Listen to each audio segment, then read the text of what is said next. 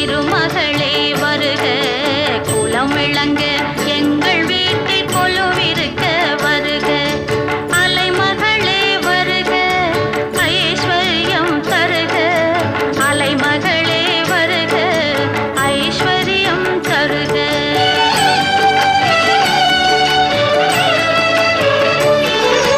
திருவிளக்கை ஏற்றி வைத்தோம் திருமகளே வருக, குலம் விளங்க